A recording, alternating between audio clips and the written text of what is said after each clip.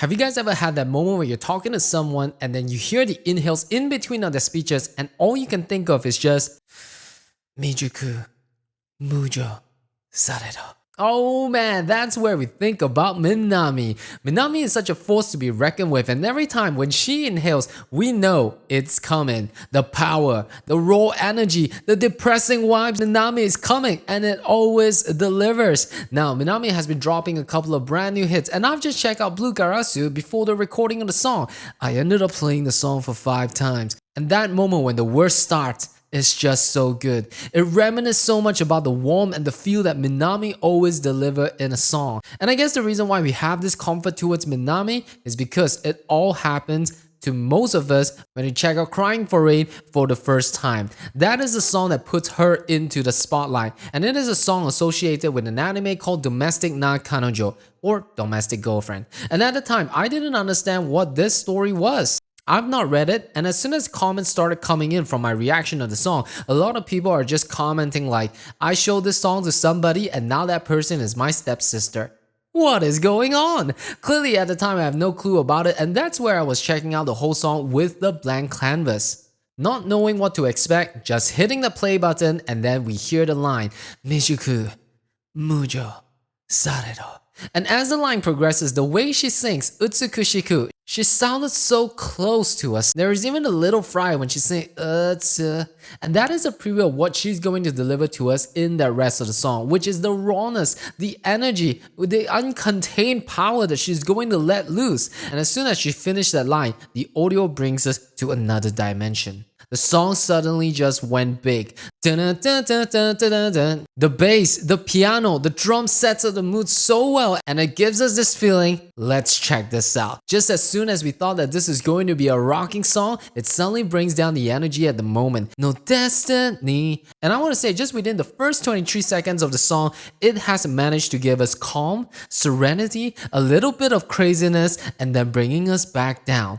That is what Minami is all about. So the first part of the verse is a little bit quiet. You have the instrument going like dun dun dun, and then when it hits the second part of the verse, when she sings Deja Vu, the mixing of the second verse is so nice. Every single instrument occupies the audio space so well that it just feels like meat resting nicely at its corner. It's like packing a meal into a bento set and everything just looks so comfortable at its place. There are no big gaps and empty spaces. Every single food just rested nicely. And that's how the instruments in the second verse feels like. And as the energy builds up from there, we go to the most repeated watch part in the song, and that is in the pre-chorus. When you see the visual in the video zooming in and you hear Minami singing Mo. If you go to the YouTube video, that is the highest repeated part of the song that you can see. And it goes to show that the part is just such a game changer on how we perceive Minami. If you're hearing the song for the first time, the pre-chorus is what's gonna make you fall in love with Minami. The first part of the song, you're probably like listening, okay, let's check this out. But as soon as she's saying that line, you'll be like, this is it. And as you hang on to that line, your thoughts, you're still processing, you're still going back to that moment. And then all of a sudden you hear the next line coming. And that's where one of the best Japanese chorus kicks in. That line of that part is difficult when you actually try singing it. But this chorus hits hard.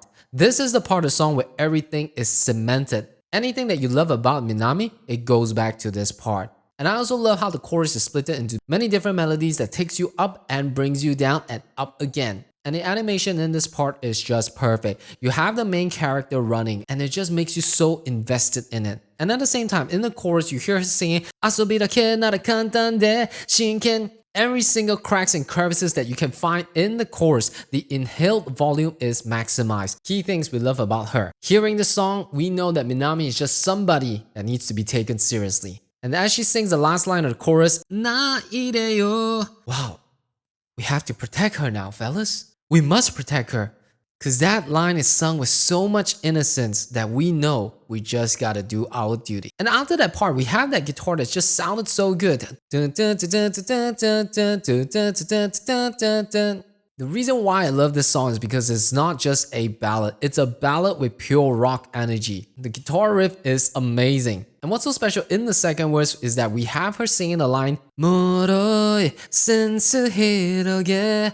Go back to it and listen to how the bass carried the song. Groovy. And then we go to the second part of the chorus, and this is probably where I have my most favorite line in the song. When she sings Amai Amega Forever, I could have just played that line non-stop and feel like I'm in a trance. The second chorus is where the true energy of the song is realized when you hear her sing the lines Miwa subata, kaetakata, otona butta. If I'm not wrong, the words that ends with the TTA in Japanese, it means past tense, if I'm not wrong. And I just love how the language sounded when it's sung by Minami. That is one of the lines that make us want to go back to it and just keep listening to that part again. It's just so hypnotic. And we travel to the bridge where she says, copy, pasto, delito. Then the singing comes in. Dakara no. So nice. So good. At this point, I'm just sold. I'm just sold with the idea of Minami. Anytime, I guarantee you, somebody watches this video and listens to this for the first time, they're gonna be immediately hooked. You'll just be hypnotized and you'll just get into that song. And as the song neared to the end, you thought that the third chorus is where it ends. But then, we are hit with the ultimate solo. Even though at the end of the video where the sky is bright, the lyric says, "It's raining again today. Let's close our umbrellas and get wet on the way home." What a roller coaster of emotions. And this is where Minami really just demonstrated so well so many qualities that we love. Minami delivers so much of raw energy singing this song. And she doesn't really need to overdo her productions, her arrangements, just as we heard in this song itself, with just the basic instruments of drums, bass, piano, guitars, and especially her voice. This song, it is enough to captivate anybody who listens to this song and fall in love with her as an artist. And I think all of these qualities is what makes Crying for Rain Kawaki o Mamiku such an amazing song. Let me know in the comment section down below what you think that makes this song good. And also let me know in the comment section down below if I should do another video of this on why I think that Waiting for Rain is another great Minami song. See you in the next one.